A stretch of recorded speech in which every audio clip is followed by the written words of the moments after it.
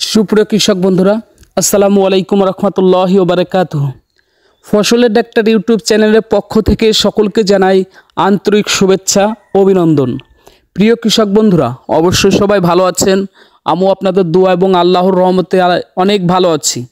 প্রিয় বন্ধুরা, সবার আগে একটি কথা বলবো, যারা এখনও আমার চ্যানেলটি সাবস্ক্রাইব করেন নাই অবশ্যই আমার চ্যানেলটি সাবস্ক্রাইব করে পাশে থাকবেন, লাইক কমেন্ট শেয়ার করবেন, বিশেষ করে বেল বাটন অল করে দেবেন যাতে আমি ভিডিও দেওয়ার সাথে সাথে অবশ্যই আপনাদের কাছে পৌঁছে যায়।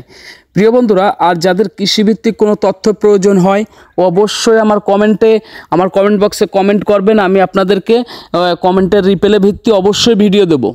তো প্রিয় বন্ধুরা, আরেকটি কথা বলবো, সেটা হচ্ছিল যে আমরা যারা মুসলিম আছি অবশ্যই আমরা 5 ওয়াক্ত নামাজ পড়ব।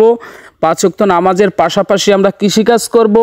অবশ্যই কৃষিকাজে যদি আমাদের আল্লাহ তাআলা আমাদের পর খুশি থাকে, অবশ্যই আমাদের সমস্ত কিছু ফসল হোক আর যাই হোক সমস্ত কিছু কিন্তু আল্লাহ তাআলা আমাদেরকে ভালো দিবেন।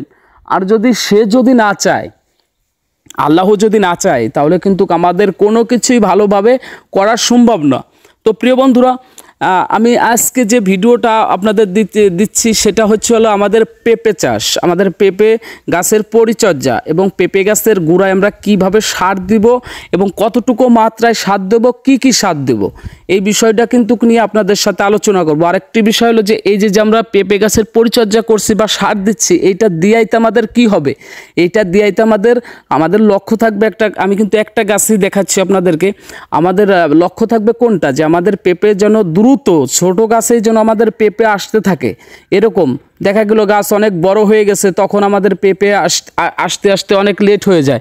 এই জন্য আমাদের পেঁপে গাছে দ্রুত পেঁপে আসবে এবং বড় আকারে পেঁপে আসবে, বড় হবে, পেঁপেগুলো ছোট যাতে না হয়। এই জন্য আমাদের কি সার ব্যবহার করতে, এর জন্য কিন্তু আমাদের রাসায়নিক সারের কিন্তু কার্যক্ষমতা আছে। কারণ হলো আপনার একটি গাছ যদি সুস্থ থাকে, গোড়া থেকে রস ভালো করে সব কিছু নিতে পারে, তাহলে কিন্তু গাছটা বড় হবে। আর তা না হলে কিন্তু ও যদি শক্তি না পায় তাহলে কিন্তু কিছুই করার থাকে না।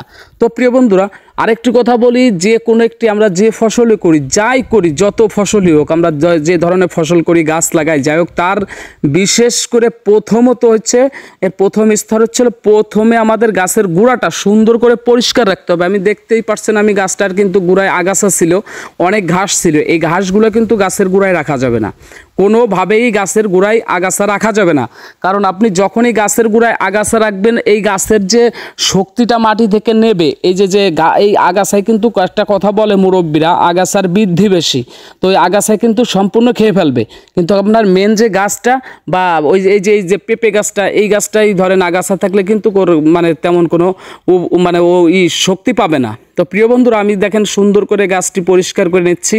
পরিষ্কার করে নেওয়ার পরে এই গাছের আমাদের কি করণীয়, এখানে কিন্তু মাটিটা নরম আছে, বর্তমান বৃষ্টির সিজন, এই টাইমে কিন্তু আমাদের বিশেষ করে এই করতে হবে, সবজি এই যে যত ধরনের গাছ আছে সব ধরনের আমরা লাগাইলে আমাদের কিন্তু গাছগুলো তাড়াতাড়ি দ্রুত বেঁচে যাবে এবং বড় হতে থাকবে।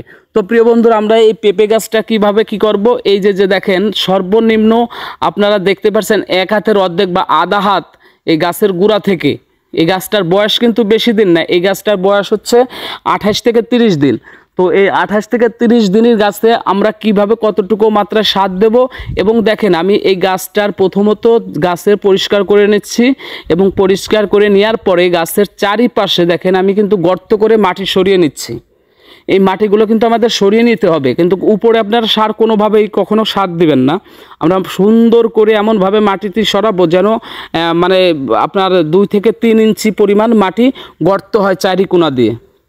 আপনারা দেখতেই পারছেন, এই যে আমি দেখাচ্ছি, আপনারা লক্ষ্য করে দেখবেন মাটিটা যদি আরেকটু হয়তো এত বেশি পানি বা জো আছে, এই জন্য আমার এই যে মাটিটা সুন্দর করে উঠতেছে না।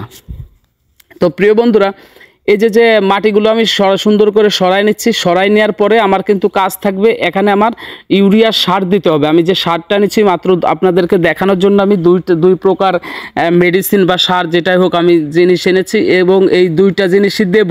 এবং দেওয়ার পরে আমি কি করব, এখানে আমি একটা জিনিস আনিনি, সেটা আপনাদেরকে আগে বলে দিই, সেটা হচ্ছিল যে জৈব সার। যে কোনো গাছে আপনি কিন্তু প্রচুর পরিমাণ জৈব সার দিলেও কোনো সমস্যা হবে না, জৈব সার আপনি ইচ্ছা মতো দিতে পারেন। তবে সবচেয়ে ভালো হবে জৈব সারটা আপনার নিজের যদি হয়, নিজের দেখা যাচ্ছে গোবরের যে সারগুলো আছে, আমাদের গরু আছে, আমরা গরুর সে গোবর যদি আমরা সংরক্ষণ করে আমরা যদি নিজেরা জৈব সার বানাতে পারি, তাহলে কিন্তু অবশ্যই আমাদের সবচেয়ে ভালো কাজ হবে সেগুলো। আর যে রাসায়নিকভাবে যেগুলো আমরা কিনতে পাই বা দোকানে যে কিনতে পাই, এগুলোর থেকে কিন্তু আমাদের নিজস্ব যেগুলো হবে এগুলোর কিন্তু ক্ষমতা সবচেয়ে অবশ্যই বেশি থাকবে, অবশ্যই সবচেয়ে বেশি থাকবে। তো প্রিয় বন্ধুরা, আমাদের জৈব সার এখানে আমরা হয়তো বলতে পারি আপনারা অনেকে বলতে পারেন যে একটা গাছের গোড়ায় আমরা কতটুকু করে জৈব সার দেব। এটা আপনার ইচ্ছা মতো দিতে পারেন, মানে আপনার তো একটা সিস্টেম আছে যে আমি কতটুকু দিতে, একটা গাছের গোড়ায় তো আর আপনি 5 কেজি দিতে পারেন না। দেখা গেছে যে আপনি 1 পোয়া দিতে পারেন, 250 গ্রাম দিতে পারেন, 200 গ্রাম দিতে পারেন বা 500 গ্রাম দিতে পারেন, এরকম। তো প্রিয় বন্ধুরা, আমি দেখেন আমি শুরুটা করছি আমরা ইউরিয়া সার দিয়ে। এই ইউরিয়া সারটা দিলে আমাদের কী হবে, গাছটা কিন্তু দ্রুত বাড়বে। একটা এই যে পেঁপে গাছটা আছে, এই পেঁপে গাছের গোড়ায় আমরা কতটুকু সার দেবো, একবারে সবচেয়ে হাইয়েস্ট হলেও মনে করেন যে 80 থেকে 100 গ্রাম। আমি যে সার এনেছি 100 গ্রাম সারে, আমি 100 গ্রাম সার এনেছি, আপনারা এসে বেশি দিবেন না, হয়তো 80 গ্রাম দিতে পারেন বা এখানে 2টা গাছ তো 80 গ্রামও দিতে পারেন বা 100 গ্রাম ইউরিয়া সার দিবেন। এই ইউরিয়া সারটা সুন্দর করে যে গর্তটা করছি 2 থেকে 2.5 ইঞ্চি যে গর্তটা করছি আধা হাত দূরে গাছের চারিকোনা দিয়ে, এই সুন্দর করে আমরা ওই জায়গায় কী করব, এই সারগুলো ছিটিয়ে দেব, সুন্দর করে ছিটিয়ে দেব। ছিটিয়ে দেওয়ার পরে আমরা কি করতে পারি, হালকা মাটি, আমরা যে মাটিগুলো আছে হালকা করে আমরা এখানে মাটি দিয়ে দিতে পারি। মাটি কিন্তু আপনি না দিলেও হয়, কিন্তু মাটিটা দিলে একটা স্তর ভাগ হয়, কিন্তু এখানে কিন্তু কিছু সিস্টেম আছে। আর একটা কথা বলবো, সেটা হলো এই যে গাছে আমরা সার দিচ্ছি, এই গাছের গোড়ায় কখনো কিন্তু আপনারা প্রিয় বন্ধুরা যারা আমার আছেন, যারা কি আমরা এই পেঁপে চাষ করি বা যে কোনো গাছ হোক, কোনো গাছের গোড়ায় কিন্তু আমরা কখনোই সার দিব না। কখনোই যখন আপনি গাছের গোড়ায় সার দিবেন, অবশ্যই কিন্তু সেই গাছটা কিন্তু অটোমেটিকলি আপনার ভালো হবে না। বিশেষ করে মানে 99% গাছটা কিন্তু মারা যাবে, 99% এই গাছটা মারা যাবে। তো আমরা কখনো গাছের গোড়ায়, একেবারে গোড়ায় কিন্তু আমরা সার বা কিছুই দিব না। আমরা এই যেভাবে আমি বলছি আপনারা শুধু লক্ষ্য করবেন বেশি ভিডিওটা। তো প্রিয় বন্ধুরা, আমার ইউরিয়া সারটা দেওয়া হয়ে গেছে, ইউরিয়া সারটা দিয়ে হালকা কিছু আমি মাটিও দিয়ে দিচ্ছি।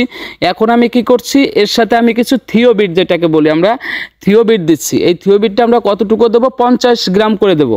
আমরা 50 গ্রাম থিওবিট নিব, 50 গ্রাম থিওবিট নিয়ে ওই ইউরিয়া সারটা দিচ্ছি, তার উপরে হালকা মাটি দিলেও চলে বা না দিলেও চলে, ওইটাও কোনো বিষয় না। বিষয় হলো যে হালকা কিছু আমি মাটি দিয়ে নিচ্ছি, দেওয়ার পরে আমরা 50 গ্রাম থিওবিট ওই মাটির উপর দিয়ে আবার আমরা সুন্দর করে চারিকোনা দিয়ে কিন্তু আমরা দিয়ে দিচ্ছি। তো প্রিয় বন্ধুরা, আমরা যখন দিয়ে দেবো তারপরে কিন্তু আমাদের এর সাথে ওই যে আমি বললাম প্রথমে যে জৈব সার, আমরা যদি জৈব সারটা দেই তাহলে অবশ্যই কিন্তু এখানে ভালো হবে। আমি কিন্তু জৈব সারটা আসলে আনি নেই, কারণ আমার কাছে এখন মানে আমি যেখানে আসছি যে ভিডিওটা মানে করতেছি, এখানে কিন্তু আসলে জৈব সারটা আনা হয় নাই। আনলে আমরা কিন্তু এই যে থিওবিটটা দিচ্ছি, এই থিওবিটের সাথে বা ইউরিয়া সারের সাথে আমরা অবশ্যই জৈব সারটা সুন্দর করে কিন্তু আমরা দিতে পারতাম, এবং দিলে ভালো হবে, সবচেয়ে ভালো হবে। আর এই জৈব সারে কোনো আপনার মাপা লাগবে না, আপনি ইচ্ছা মতো জৈব সার দিবেন, সমস্যা নেই। জৈব সারে কোনো গাছের ক্ষতি করে না, শুধু বৃদ্ধিই করবে, শুধু ভালো করবে। তো প্রিয় বন্ধুরা, তারপরে আমরা যে থিওবিট দিলাম, ইউরিয়া দিলাম, দেওয়ার পরে সুন্দর করে আমরা মাটি দিয়ে গাছটার একবার সমান আগে যেরকম ছিল সেরকম রাখবো। তবে একটা জিনিস লক্ষ্য করতে হবে, আমাদের মাটিগুলো যেখানে দিচ্ছি ওখানে কিন্তু গাছের গোড়ায় এমনভাবে রাখা যাবে না যে এই গাছটার গোড়ায় বর্তমান বৃষ্টির সিজন, এই বৃষ্টিতে আমরা যেন গাছের গোড়ায় পানি বেঁধে না থাকে। আমাদের কিন্তু এইটা লক্ষ্য রাখতে হবে, পানি যেন বেঁধে না থাকে। পানি বেঁধে থাকলে কিন্তু কোনো গাছই ভালো করে হবে না। আপনার পানি যখন গাছের দরকার হবে তখনই পানি নেবে, আর অতিরিক্ত কোনো কিছু ভালো না। আপনার এই গাছের গোড়াটা একটু উঁচু রাখতে হবে। তো প্রিয় বন্ধুরা, এই যে সারগুলো দিলাম, আমি কিন্তু এখানে যে পানি দিচ্ছি, এই পানিটা কিন্তু আমার এখন না দিলেও চলতো, তারপর আপনাদেরকে বোঝানোর জন্য আমি কিন্তু পানি দিচ্ছি। মানে দেখা যাচ্ছে অনেকের বাড়িতে আছে বা মাঠে আছে, যেখানে উঁচু জায়গা, সেখানে হয়তো বা জো নেই, মাটিগুলো নরম নেই, এই জন্য কিন্তু আপনাদের বোঝানোর জন্য আমি পানিও নিয়ে আসছি। এই যে পানিগুলো দিলাম, আর কি হবে, ইউরিয়া সার বা থিওবিট এইগুলো কিন্তু সঙ্গে সঙ্গে গলে মাটির সাথে মিশে যাবে। মাটির সাথে মিশে গেলে তখন কিন্তু এই সারটা মানে কাজটা খুব দ্রুত শুরু হয়ে যাবে। তো প্রিয় বন্ধুরা, আমি যে দেখেন পানিগুলো সুন্দর করে দিয়ে দিলাম, এবং সুন্দর করে চারিকোনা দিয়ে পেঁপে গাছটার গোড়াটা একটু উঁচু রাখবেন, যাতে করে আপনার বৃষ্টির পানি হলেও এই পানিটা পেঁপে গাছের গোড়ায় বেঁধে না থাকে, সব জায়গায় যেন চলে যায়। তো প্রিয় বন্ধুরা, এভাবে কিন্তু আমরা সুন্দর করে পেঁপে চাষ করতে পারি। এবং এই যে সিস্টেম আমরা সার দিচ্ছি, এর চেয়ে বেশি কোনো সার দিবেন না বা কোনো কিছু করবেন না। আপনাদেরকে আমি হয়তো বা এই গাছটারই ভিডিও কিছুদিন পরে দেখবো, আপনারা পুরো ভিডিওটা দেখছেন যে এই গাছের কেমন ক্যাটাগরি, এবং দেখবেন আপনারা বেশি না, আমি 1 সপ্তাহ বা 10 দিনের ভিতর আপনারা এই গাছের একটা ভিডিও দেবো যে এই গাছটা শুধু আমি এই যেভাবে সার দিছি, এই সারটা দেওয়ার কারণে আমার গাছটা কত সুন্দর হয়েছে। আর এভাবে আপনি যদি পেঁপে গাছের পরিচর্যা করতে পারেন, অবশ্যই আপনার পেঁপে গাছের কি হবে, দ্রুত পেঁপে আসবে, কারণ গাছের শক্তি পাবে, অবশ্যই দ্রুত পেঁপে আসবে। তো প্রিয় বন্ধুরা, অবশ্যই সবাই ভালো থাকবেন, সুস্থ থাকবেন।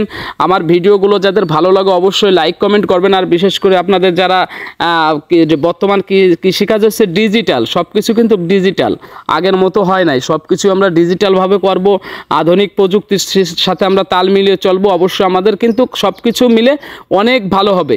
তো বন্ধুরা, ভালো থাকবেন, সুস্থ থাকবেন, আমার জন্য দোয়া করবেন। সবাই সুস্থ থাকবেন, কৃষিকাজ করবেন, 5 ওয়াক্ত নামাজ পড়বেন। আসসালামু আলাইকুম রহমতুল্লাহি ওয়া বারাকাতুহু।